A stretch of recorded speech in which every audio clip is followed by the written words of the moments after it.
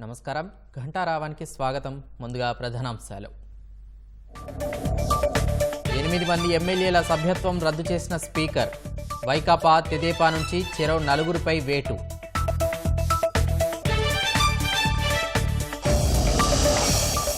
ముస్లింలకు జగన్ మొండి చేయి. కొత్త పథకాలు ఇవ్వకపోగా పాత వాటికి పాతర.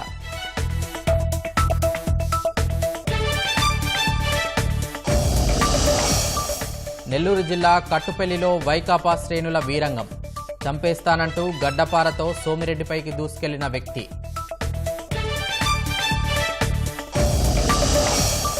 నేడు కర్ణాటక, హిమాచల్, యూపీలో రాజ్యసభ ఎన్నికలు.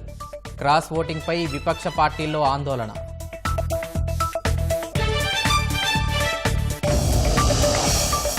గాజాలో 10 కిలోమీటర్ల పొడవైన సొరంగం. బాంబులతో ధ్వంసం చేసిన ఇజ్రాయెల్ సైన్యం.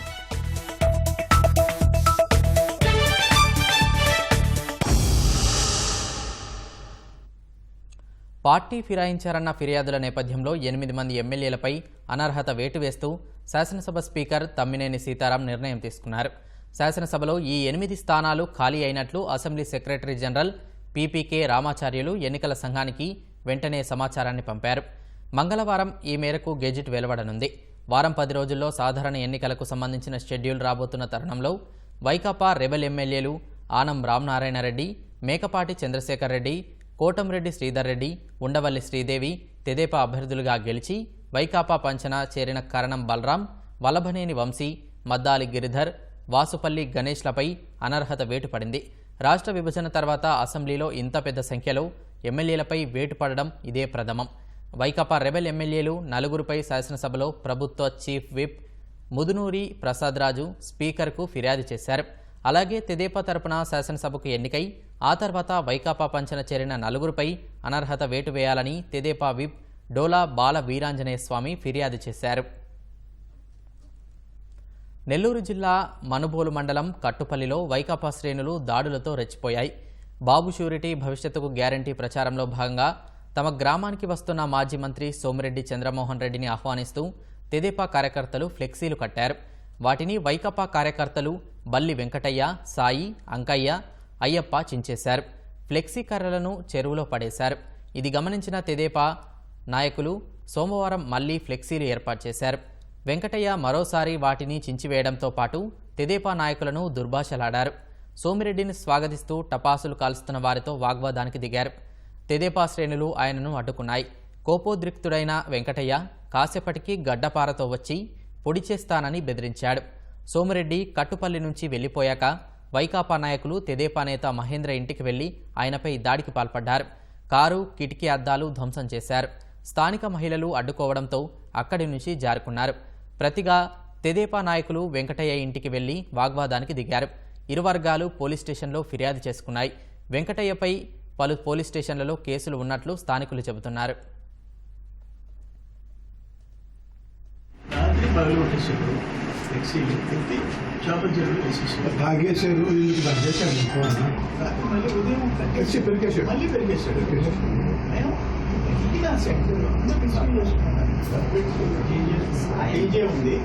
వచ్చేసాడు హాట్ సైడ్ ఏమైనా అడగకుండా కర్పాకులు మళ్ళీ అది కూర్చొని ఫస్ట్ ర్యాలీలో టెంపుల్ బయట గడప తీసుకుని వచ్చేసాడు పైకి.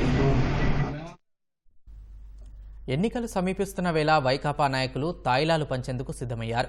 ప్రకాశం జిల్లా మార్కాపురం వైకాపా ఇన్ఛార్జ్ అన్నా రాంబాబు దేవరాజుగట్టులోని ఆయన కళాశాలలో వాలంటీర్లతో ఆత్మీయ సమావేశం నిర్వహించారు. మార్కాపురం మండలంలోని వాలంటీర్లందరూ హాజరు కావాలని పంచాయతీ కార్యదర్శులకు సూచించారు. సమావేశానికి హాజరైన వారందరికీ అన్నా రాంబాబు కుమారుడు కృష్ణ చైతన్య ఒక్కో వాలంటీర్కు 5,000 నగదు, స్వీట్ బాక్స్ పంపిణీ చేశారు. రోజుకో మండలం వారీగా నియోజకవర్గంలోని మార్కాపురం, పొదిలి, తర్లుపాడు, కొనకనమిట్ల మండలాల్లో వాలంటీర్లకు డబ్బు పంపిణీ చేశారు. రాబోయే ఎన్నికల్లో ఇంటింటికి తిరిగి పార్టీ గెలుపు కోసం కష్టపడి పనిచేయాలని వాలంటీర్లకు నాయకులు చెప్పారు. వాలంటీర్లకు డబ్బులు పంపిణీ చేయడంపై ప్రతిపక్షాలు ఆగ్రహం వ్యక్తం చేస్తున్నాయి.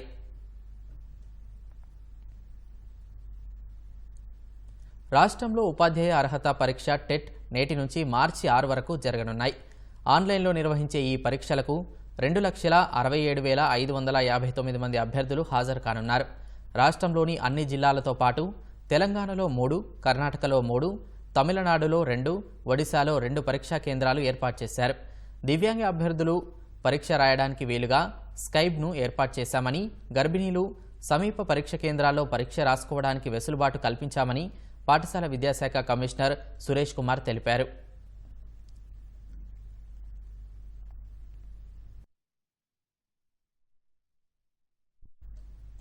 తూర్పుగోదావరి జిల్లా అనపర్తి తహసీల్దార్ కార్యాలయంలో భూసేకరణ చేపట్టకుండానే ఇళ్ల పట్టాలు సిద్ధం చేయడంపై తెలుగుదేశం కలెక్టర్కు ఫిర్యాదు చేసింది. భూసేకరణ చేయకుండానే డమ్మీ పట్టాలు ఎలా తయారు చేస్తారని ఆ పార్టీ నేత నల్లమిల్లి రామకృష్ణారెడ్డి ప్రశ్నించగా కలెక్టర్, జాయింట్ కలెక్టర్ ఎదురు దాడికి దిగారు. అనుమతి లేకుండా తహసీల్దార్ కార్యాలయం లోపలికి ఎందుకు వెళ్లాలని జాయింట్ కలెక్టర్ తేజ్ భరత్ ఆగ్రహం వ్యక్తం చేయగా కేసులు ఎందుకు పెట్టలేదని కలెక్టర్ మాధవి అన్నారు. అధికారుల దురుసు ప్రవర్తనపై నల్లమిల్లి మండిపడ్డారు. ఈ వ్యవహారంపై శాసనమండలి మాజీ చైర్మన్ షరీఫ్తో కలిసి రాష్ట్ర ఎన్నికల ప్రధానాధికారికి ఫిర్యాదు చేశారు. నిబంధనలకు విరుద్ధంగా పనిచేస్తున్న అధికారులపై చర్యలు తీసుకోవాలని కోరారు. ఈనాడు అధికారులు ఎవరైతే పోలీసు అధికారులు ఉంటే మరి వాళ్ళని 3 సంవత్సరాల కంటే ఎక్కువ జిల్లాలో ఉంటే వాళ్ళని బదిలీ చేయాలని మరి సీఈఓ గారు చెప్పారు. బదిలీ చేయించారు కూడా. ఒక సామాజిక వర్గానికి చెందిన వాళ్ళు ప్రభుత్వ పరంగా సానుకూలంగా వ్యవహరిస్తారనే ఆ ఉద్దేశంతో వాళ్ళకి సంబంధించిన అధికారులని మరి ఎన్నికల నిబంధనల్ని అతిక్రమించి చేసే ప్రయత్నం చేస్తున్నారు. ఈనాడు ఓటర్లని ప్రలోభపెట్టడానికి ఈనాడు చాలా కార్యక్రమాలు చేస్తున్నారు. కుప్పంలో జగన్మోహన్ రెడ్డి గారు స్పష్టమైన ప్రకటన చేయడం జరిగింది. లక్షలాది పట్టాలు ఈ రాష్ట్రంలో ఇవ్వబోతా ఉన్నాం. ప్రభుత్వం భూమి సేకరించిన తర్వాత కానీ చట్టపరంగా దానిలో ఏ విధమైన ప్రక్రియ చేపట్టడానికి అవకాశం లేదు. కానీ ఇవాళ కలెక్టర్లు, రెవెన్యూ అధికారులు కలిసి ఈ విధంగా పట్టాలు తయారు చేస్తూ ఉన్నారు. 2000 పట్టాలు 11 గ్రామాల్లో. వాళ్ళు భూసేకరణ ప్రక్రియ మొదలుపెట్టింది 3 గ్రామాలు. ఇందులో మండల స్థాయి రెవెన్యూ అధికారులే కాకుండా జిల్లా కలెక్టర్లు, జాయింట్ కలెక్టర్లు కూడా కొమ్మక్కై ఈ కార్యక్రమం నిర్వహిస్తూ ఉన్నారు. ఇది పూర్తిగా చట్ట వ్యతిరేకం. అదేవిధంగా ఇటీవల కాలంలో మాకు అనపర్తి నియోజకవర్గంలో ఒక తహసీల్దార్ ట్రాన్స్ఫర్ అయ్యి వెళ్ళిపోయి వెనక్కి వచ్చి మరలా బ్యాక్ డేట్తో 120 పట్టాల సంతకాలు చేశాడు. అనకాపల్లి జిల్లాలో సీఎం జగన్ తీరును వ్యతిరేకిస్తూ సర్పంచులు ధర్నా చేశారు.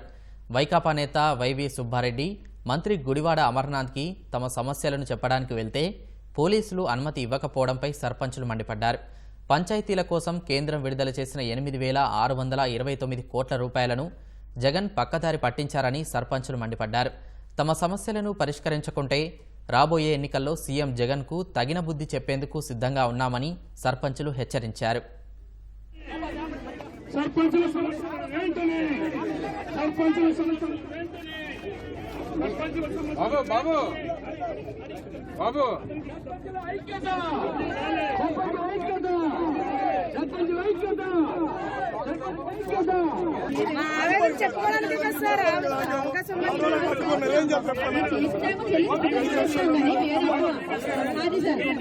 సర్పంచ్ సంఘ రాష్ట్ర ప్రెసిడెంట్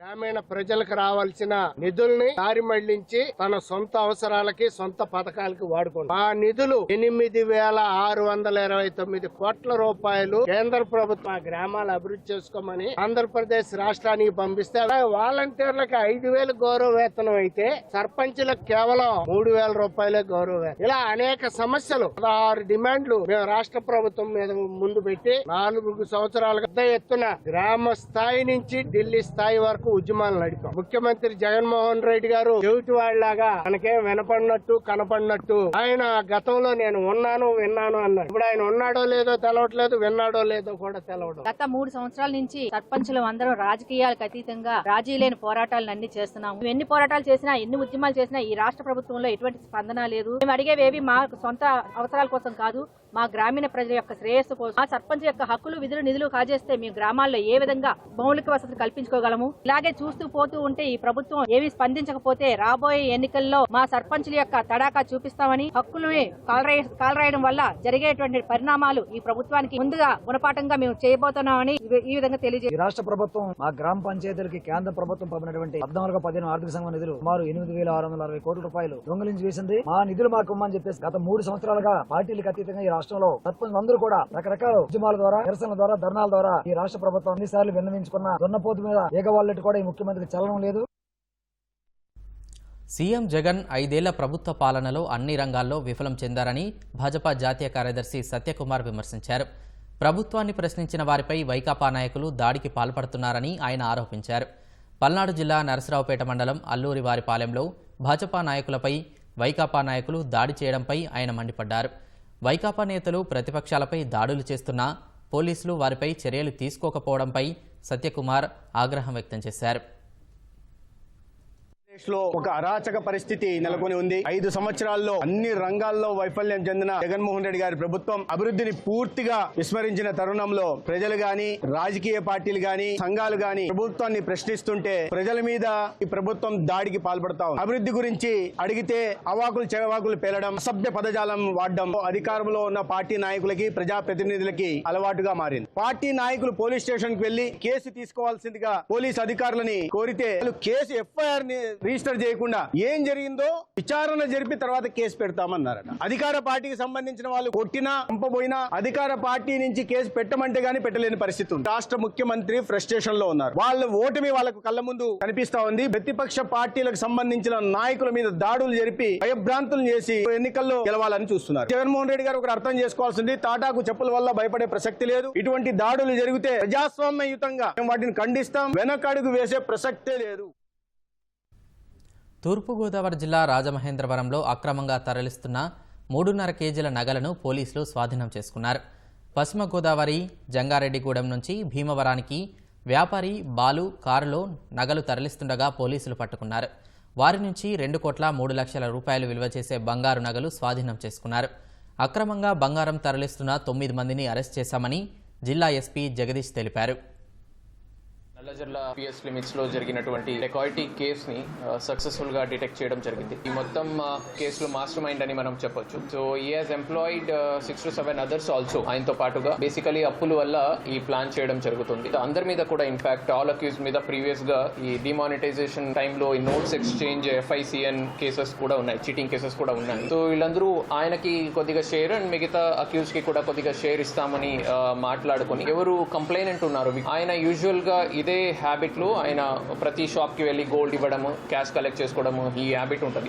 మెయిన్ A1 ఎవరున్నారు ఆయన కూడా గోల్డ్ షాప్ మర్చెంట్ కాబట్టి ఆయన కూడా ఈ ప్రాసెస్ ఎలా జరుగుతుంది బాగానే ఐడియా. వర్కౌట్ చేయడానికి మల్టిపుల్ టీమ్స్ కింద ఫామ్ చేయడం జరిగింది and we could able to successfully detect this case. 3.5 kgs gold ఏముంది ట్యాక్ రికవరీ చేయడం జరిగింది. 9 మెంబర్స్ ని అరెస్ట్ చేసి ఉన్నాము. ఇంకొక 3 మెంబర్స్ అబ్స్కాండింగ్ ఉన్నారు. One of them is murder case accused. ఒకరి మీద 307 కేసు కూడా ఉంది. మిగతా అందరి మీద కూడా చీటింగ్ కేసెస్ ఉన్నాయి. వైకాపా పాలనలో ముస్లింలకు జగన్ మొండిచేయి చూపారు. మిగతా వర్గాల మాదిరిగానే మాయమాటలు చెప్పి ముస్లింలను మోసగించారు. సభల్లో నా మైనార్టీలు అంటూ రాగం తీసే జగన్ తన ఏలుబడిలో కొత్త పథకాలు మొదలుపెట్టడం మాట అటుంచి పాతవాటికి పాతరేశారు. మళ్లీ మభ్యపెట్టి మైనారిటీ ఓట్లు కొల్లగొట్టాలని జగన్ ఎత్తులు వేస్తున్నారు, కుయుక్తులు పన్నుతున్నారు. ఎన్నికల మేనిఫెస్టో, ఎన్నికల ప్రణాళిక అని చెప్పి ఒక మేనిఫెస్టో రిలీజ్ చేసిన తర్వాత కష్టమైనా కూడా, నష్టమైనా కూడా ఆ మాట మీద నిలబడగలిగిన వాడే నాయకుడు అని చెప్పి సందర్భంగా తెలియజేస్తా ఉన్నా. అలా చేయగలిగాం కాబట్టి ఏకంగా 99% హామీలను ఆ మేనిఫెస్టోలో చెప్పిన హామీలను నెరవేర్చాం కాబట్టి ఈరోజు ప్రతి ఇంటికి కూడా మేనిఫెస్టో తీసుకొని ప్రతి కార్యకర్త, ప్రతి అభిమాని ప్రతి ఇంటికి పోగలుగుతా ఉన్నాడు. ఇది మా పార్టీ ఇచ్చిన మేనిఫెస్టో. ఎన్నెన్ని జరిగాయో మీరే టిక్కులు పెట్టండి. ఏకంగా 99% నెరవేర్చాడు మా అన్న అని చెప్పి ఈరోజు ప్రతి కార్యకర్త, ప్రతి అభిమాని కూడా ప్రతి పేదవాడింటికి వెళ్ళగలుగుతా ఉన్నాడు. అనంతపురం జిల్లా రాప్తాడు సిద్ధం సభలో ముఖ్యమంత్రి అలవోకగా చెప్పిన అబద్దాలివి. 99% ఎన్నికల హామీని అమలు చేశామంటూ డాంబికాలు పలుకుతున్న జగన్ గతంలో ఏ ప్రభుత్వ హయాంలోనూ జరగని విధంగా ముస్లిం వర్గాన్ని దెబ్బతీశారు. తెదేపా ప్రభుత్వంలో అమలైన రంజాన్ తోఫా నుంచి మొదలుపెడితే అనేక పథకాల్ని నిలిపివేశారు. తాను ఇచ్చిన ఏ హామీ నెరవేర్చకుండానే అన్నీ చేసేశామంటూ ఓటు వేసిన పాపానికి ముస్లిం సమాజాన్ని దగా చేస్తున్నారు.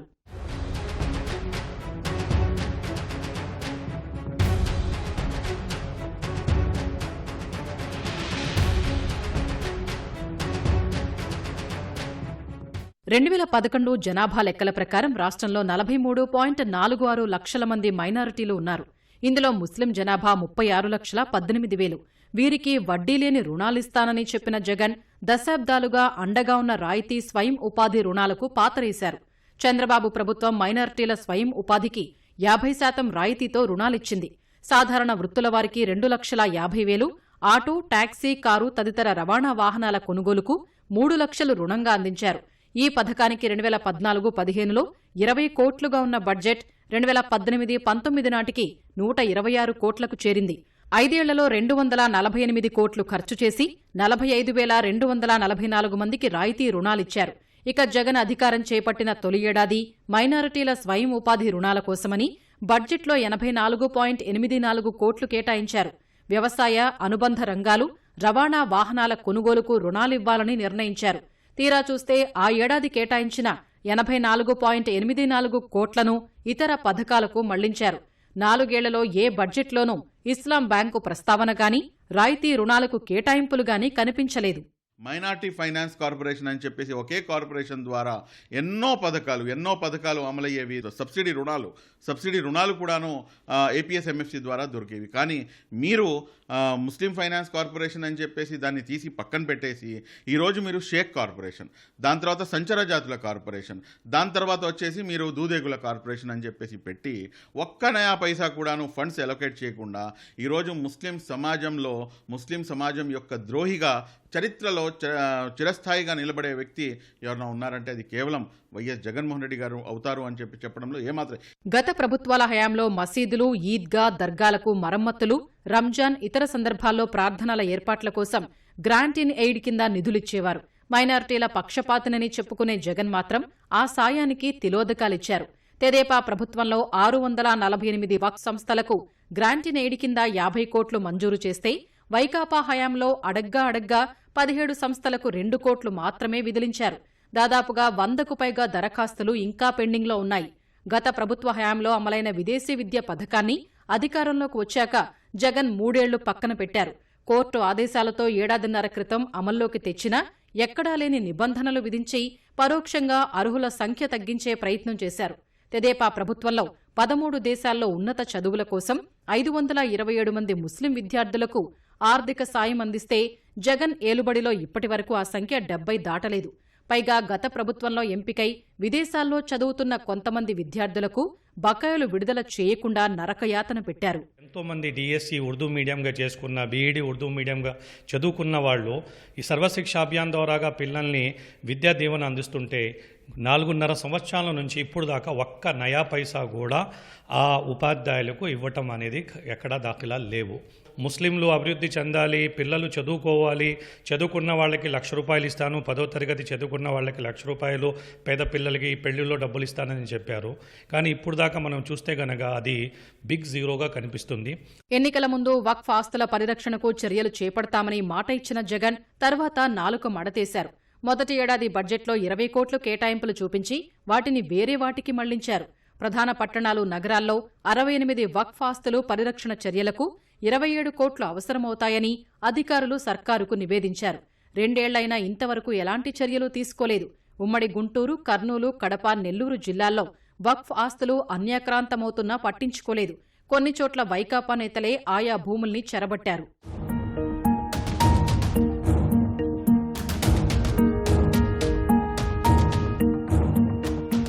ఉర్దూ ఘర్కం, షాదీఖానాల ఏర్పాటులోనూ జగన్ సర్కారు పూర్తి నిర్లక్ష్యంగా వ్యవహరించింది. గత తెదేపా ప్రభుత్వం 2015-16 నుంచి 2018-19 మధ్య వీటి నిర్మాణాలు, మరమ్మతులకు 83 కోట్లు ఖర్చు చేసింది. 344 షాదీఖానాలకు గాను 2 లక్షల నుంచి 2 కోట్ల వరకు నిధులు కేటాయించింది. తెదేపా ప్రభుత్వం చేపట్టిందన్న అక్కసుతో చాలా చోట్ల నిర్మాణాలను అసంపూర్తిగా వదిలేశారు. ఎన్నికలు సమీపిస్తున్నందున ఇప్పుడు హడావుడిగా కొన్ని చోట్ల పనుల్ని పట్టాలెక్కిస్తున్నారు. ముస్లిం విద్యార్థులకు మెరుగైన వసతులు కల్పించే ప్రధానమంత్రి జన్ వికాస్ కార్యక్రమం కింద తెదేపా ప్రభుత్వంలో మంజూరైన వసతి గృహాలు, ITI, పాలిటెక్నిక్, జూనియర్ కళాశాలల నిర్మాణాల విషయంలోనూ అదే నిర్లక్ష్యం. పూర్తయిన భవనాలను అందుబాటులోకి తీసుకురాకుండా నిరుపయోగంగా మార్చారు.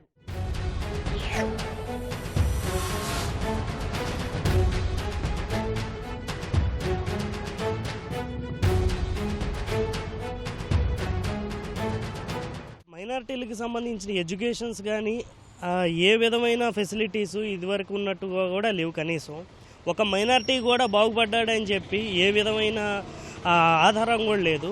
మేనిఫెస్టోలో నిర్వహించిన ఒక్క మైనారిటీ పథకాన్నైనా అమలు చేశారని చెప్పి నేను సూటిగా వైఎస్ఆర్ ప్రభుత్వాన్ని అడుగుతున్నాను. విజయవాడ, గుంటూరు పరిసర ప్రాంతాల్లో హజ్ భవనం నిర్మిస్తామని చెప్పిన జగన్ కుర్చీనెక్కాక పట్టించుకోలేదు. అంతేకాదు, ఈ భవనాన్ని కట్టేందుకు గత ప్రభుత్వం కేటాయించిన స్థలాన్ని కూడా రద్దు చేశారు. కడపలో తెదేపా ప్రభుత్వం 90% పైగా పూర్తి చేసిన హజ్ భవనాన్ని అలాగే వదిలేశారు. సొంత జిల్లాలో ముస్లింల నుంచే వ్యతిరేకత వస్తూ ఉండడంతో ఎన్నికల ముందు ఇప్పుడు కాస్త హడావుడి చేస్తున్నారు. ఒక్కటేమిటి, గత 5 ఏళ్లుగా ముస్లింలను అడుగడుగునా జగన్ వంచారు. విశాఖ జిల్లా గాజువాకలోని ఆకాష్ బైజూస్ విద్యాసంస్థలో అగ్ని ప్రమాదం జరిగింది. విద్యుత్ షార్ట్ సర్క్యూట్తో మంటలు చెలరేగాయి. భవనం మొత్తం మంటలు వ్యాపించాయి. దట్టమైన పొగలతో స్థానిక ప్రజలు భయాందోళనకు గురయ్యారు. భవనంలోకి కంప్యూటర్లు, స్టడీ మెటీరియల్ మంటల్లో కాలిపోయాయి. ఘటనా స్థలికి చేరుకున్న అగ్నిమాపక సిబ్బంది మంటలను అదుపు చేశారు.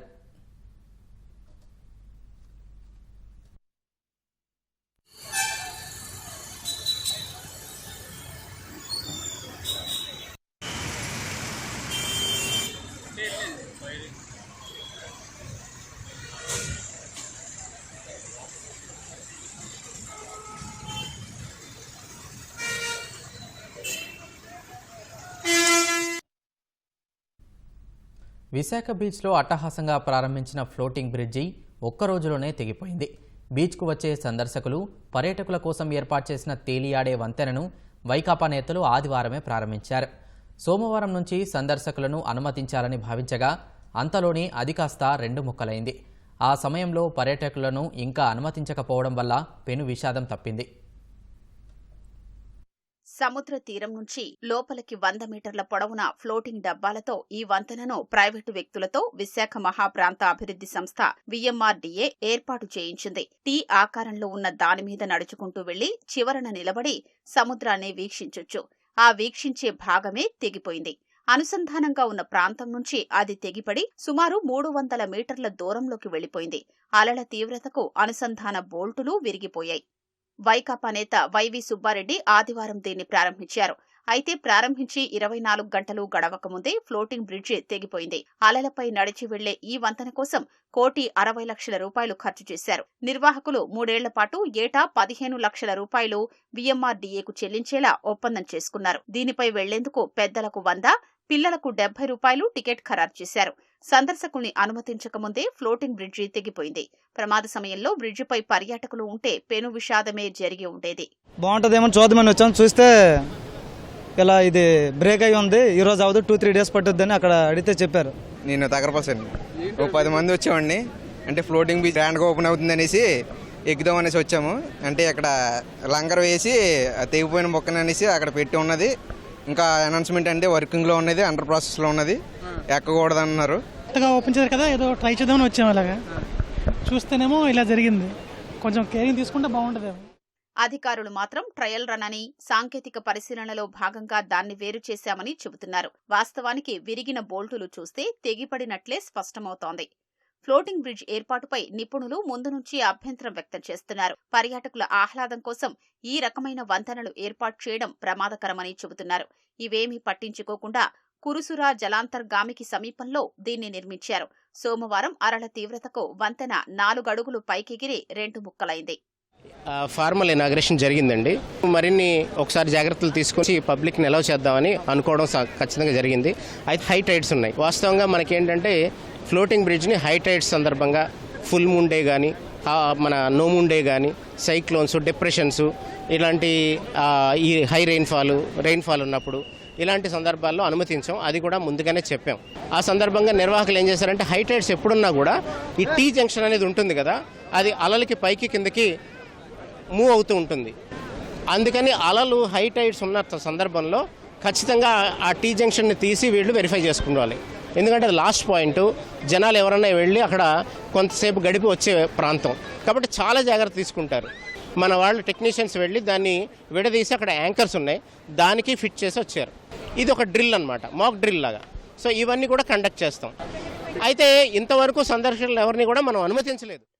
విశాఖలో పనుల మధ్యలోనే కూలిపోతున్న నిర్మాణాలు వైకాపా ప్రభుత్వ పనితీరుకు దర్పణం పడుతున్నాయని స్థానికులు విమర్శిస్తున్నారు. గతంలో జీవీఎంసీ నూతన బస్ బేల నిర్మాణం చేసింది. ద్వారకా బస్ స్టేషన్ కు సమీపంలో బస్ బే పనులు పూర్తి కాకముందే కూలిపోయింది. ఆ సమయంలోనూ ప్రయాణికులు లేకపోవడం వల్ల ప్రమాదం తప్పింది. G20 సన్నాహక సదస్సు సమయంలో బీచ్లో చేపట్టిన సుందరీకరణ పనులు కూడా కొద్ది రోజులకే ధ్వంసమయ్యాయి. తాజాగా ఫ్లోటింగ్ బ్రిడ్జ్ కూడా ప్రారంభించిన మరుసటి రోజే తెగిపోవడంపై నగరవాసులు ఆవేదన వ్యక్తం చేస్తున్నారు. నాణ్యతకు తిలోదకాలు ఇచ్చి కనీస భద్రత లేకుండా ప్రజల ప్రాణాలతో చెలగాటమాడుతున్నారని విమర్శిస్తున్నారు. భాజపా అధికారంలో ఉన్న ఉత్తరప్రదేశ్లో కాంగ్రెస్ పాలిత కర్ణాటక, హిమాచల్ ప్రదేశ్లో రాజ్యసభ ఎన్నికలు ఉత్కంఠ రేపుతున్నాయి. యూపీలో ప్రతిపక్ష ఎమ్మెల్యేలు క్రాస్ ఓటింగ్కు పాల్పడే అవకాశం ఉన్నట్లు ప్రచారం మొదలు కావడంతో కాంగ్రెస్ ఎస్పీలు తమ ఎమ్మెల్యేలను కాపాడుకోవడంపై దృష్టి పెట్టాయి. యూపీలో 10 రాజ్యసభ స్థానాలకు ఎన్నికలు జరగనుండగా యోగి సర్కార్ 8 మంది అభ్యర్థులను రంగంలో నిలిపింది. సమాజ్వాదీ పార్టీ తరపున సీనియర్ నటి జయా బచ్చన్, విశ్రాంత ఐఏఎస్ అధికారి అలోక్ రంజన్, దళిత నేత రామ్ జిలాల్ సుమన్ బరిలో ఉన్నారు. భాజపాకు 7 అభ్యర్థుల గెలుపునకు మాత్రమే సరిపోయే సంఖ్యాబలం ఉండగా 8వ అభ్యర్థిని పోటీకి దించడంతో క్రాస్ ఓటింగ్ ప్రచారం మొదలైంది. ఎస్పీకి చెందిన 10 మంది ఎమ్మెల్యేలు తమకు టచ్లో ఉన్నట్లు కమలనాథులు ప్రకటించారు. అంతేకాకుండా ఎస్పీ అధినేత అఖిలేష్ యాదవ్ నిన్న నిర్వహించిన విందు భేటీకి ఆ పార్టీకి చెందిన విప్ సహా 8 మంది ఎమ్మెల్యేలు హాజరు కాలేదని తెలుస్తోంది. తిరుగుబాటు రాజకీయాలకు కేంద్రమైన కర్ణాటకలో కాంగ్రెస్ తమ ఎమ్మెల్యేలను శిబిరాలకు తరలించింది.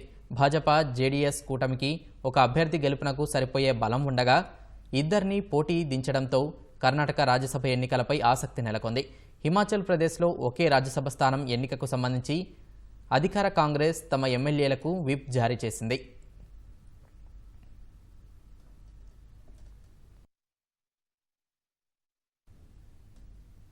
హమాస్ మిలిటెంట్ల నిర్మూలనే లక్ష్యంగా దాడులు చేస్తున్న ఇజ్రాయిల్ వారి ఆయుపట్టుపై గట్టి దెబ్బ కొడుతోంది. మిలిటెంట్లు నిర్మించుకున్న వందలాది సొరంగాలను ఒక్కొక్కటిగా ధ్వంసం చేస్తోంది. తాజాగా ఉత్తర గాజా నుంచి దక్షిణ గాజా వరకు విస్తరించి ఉన్న భారీ సొరంగాన్ని గుర్తించి బాంబులతో పేల్చినట్టు నెతన్యాహు సేనలు ప్రకటించాయి. కాల్పుల విరమణకు సంబంధించి హమాస్తో చర్చలు ఫలించకపోవడంతో గాజాపై ఇజ్రాయెల్ విరుచుకుపడుతోంది. హమాస్ స్థావరాలే లక్ష్యంగా బాంబు దాడులు చేస్తోంది. గాజా పట్టీలో ఇజ్రాయెల్ దళాలు మరో భారీ సొరంగాన్ని గుర్తించాయి. అది ఉత్తర దక్షిణ గాజాల్ని కలుపుతుందని తెలిపాయి. ఉత్తర గాజాలోని టర్కిష్ ఆసుపత్రి కింద నుంచి దక్షిణ గాజాలోని ఇస్రా వర్సిటీ వరకు సొరంగం విస్తరించి ఉన్నట్లు ఇజ్రాయెల్ దళాలు వెల్లడించాయి.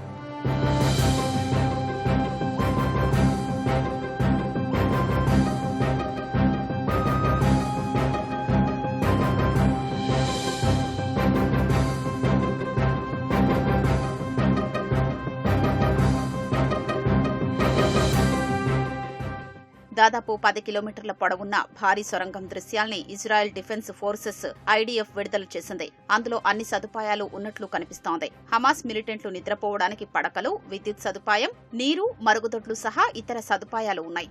లోపల ఆయుధాలు, మందుగుండు సామాగ్రి దాచుకోవడానికి హమాస్ మిలిటెంట్లు తగిన ఏర్పాట్లు చేసుకున్నట్లు ఇజ్రాయెల్ దళాలు చెప్పాయి. సొరంగంలో తనిఖీల సందర్భంగా కొన్ని మృతదేహాల్ని గుర్తించినట్లు తెలిపాయి. ఈ సొరంగాన్ని బాంబులతో పేల్చేసినట్లు పేర్కొన్నాయి.